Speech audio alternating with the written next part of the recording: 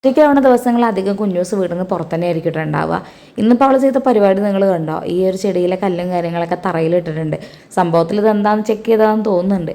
ഞാനത് നുള്ളി പൊറുക്കിയെടുത്തപ്പോൾ എന്നെ ഇടങ്ങണിട്ട് ഇങ്ങനെ നോക്കുന്നുണ്ട്. ഈശ്വര ഇപ്പം ചീത്ത കിട്ടുന്നുള്ള രീതിയിലാണ് കേട്ടോ. പക്ഷെ ഞാൻ വഴക്ക് പറയാനൊന്നും ഒന്നുമില്ല. വാ നമുക്ക് അകത്തേക്ക് പോകാമെന്ന് പറഞ്ഞപ്പോൾ തന്നെ ആൾ നേരെ അങ്ങോട്ട് വന്നിട്ട് കുട്ടിക്ക് അങ്ങോട്ട് കയറി കേട്ടോ. അവൾ കൂട്ട് കയറി കുറച്ച് കഴിഞ്ഞപ്പോൾ അപ്പുറത്തുള്ള രണ്ടാളും ഭയങ്കര അടി കേട്ടോ. ഇവരുടെ അടിപിടി വന്ന ചെറിയ രീതിയിലൊന്നുമില്ല. കണ്ടില്ലേ പാവ ശങ്കരൻ. ഏതോനും ചിലപ്പോൾ ശങ്കരൻ പോകുന്നുണ്ടെങ്കിൽ പോലും അതിക്രമം ഏറ്റവും കൂടുതൽ ചെയ്യുക നമ്മൾ ശങ്കരയാണ്.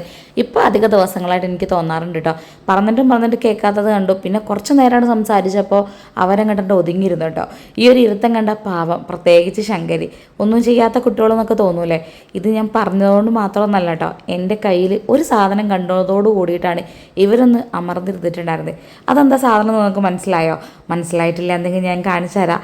അത് വേറെ ഒന്നല്ല, ഇവരെല്ലാവരും ഞാൻ പേരിപ്പെടുത്തുന്ന എൻ്റെ ഈ ഒരു ചൂരലാണ് കേട്ടോ. ഒരു ചൂരലിന് ഈ ഒരു വീട്ടിൽ വലിയൊരു ഡിമാൻഡ് ഉണ്ടെന്ന് വേണമെങ്കിൽ പറയാം. ഞാൻ നേരെ രണ്ടെണ്ണത്തെ ഇങ്ങോട്ട് പുറത്ത് വിട്ടു. ഇനി അവരങ്ങോട്ട് കളിക്കട്ടെ എന്ന് വിചാരിച്ചോട്ടോ. പക്ഷെ അവർ കളിക്കൊന്നുമല്ല, അവർ വീണ്ടും കടി കൂടുകയാണ്.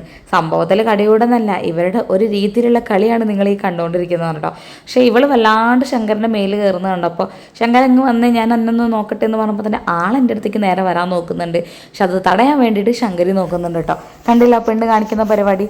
അവൻ എൻ്റെ അടുത്തേക്ക് അങ്ങോട്ട് വരാനേ അനുവദിക്കുന്നില്ല കേട്ടോ. പാവം അവളുടെ പരാക്രമം കേട്ടോ നിങ്ങൾ ഈ കാണുന്നത്. അവൾ അത്യാവശ്യം വെയിറ്റ് ഉള്ളതുകൊണ്ട് നേരെ അങ്ങോട്ട് അവളെ മേലിൽ കയറിയിട്ട് കടിക്കുക ചെയ്യേ. ഇവന് പിന്നെ ഒന്നും ചെയ്യാൻ വേണ്ടി പറ്റില്ലല്ലോ. വല്ലാത്ത കഷ്ടം തന്നെ കേട്ടോ. ഇവനെ ഞാനിങ്ങനെ പിടിക്കണതോ അവൻ്റെ മുറിവ് തലോടുന്നൊന്നും ഈ പെണ്ണിന് പറ്റുന്നില്ല കേട്ടോ.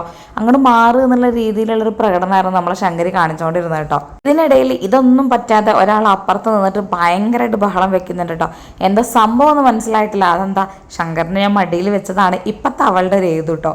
പിന്നെ കുറച്ച് കഴിഞ്ഞപ്പോൾ അവർ രണ്ടുപേരും അങ്ങനെ വന്നപ്പോൾ തന്നെ നേരെ അങ്ങോട്ട് കൂട്ടിലാക്കി കേട്ടോ. ഇത്തവണ ശങ്കരനെ പുറത്തും ശങ്കരനെ അകത്തുമാണ് ഞാൻ ആക്കിയിട്ടുള്ളത്. കുറച്ച് നേരം അങ്ങോട്ട് ശങ്കരൻ ഒറ്റയ്ക്ക് അങ്ങോട്ട് കളിക്കട്ടെ എന്ന് വിചാരിച്ചു കേട്ടോ. പക്ഷെ അവളില്ലാത്തതുകൊണ്ട് എന്താണെന്ന് അറിയില്ല, അവൻ അത്രത്തോളം കളിക്കാൻ മൂടൊന്നുമില്ല. എന്നാലും അങ്ങോട്ടും ഇങ്ങോട്ടൊക്കെ തേരാപാരം അങ്ങനെ നടക്കുകയായിരുന്നു കേട്ടോ. ചേര അപ്പുറം ഇപ്പുറം ആയതുകൊണ്ടാണ് തോന്നുന്നുണ്ട്. പിന്നെ കൂട്ട് കിടത്തിയപ്പോൾ രണ്ടാൾക്കും ഭയങ്കര സ്നേഹമായിരുന്നു കേട്ടോ. അത് കാണാനും നല്ല ചേലായിരുന്നു ഗൈസ്.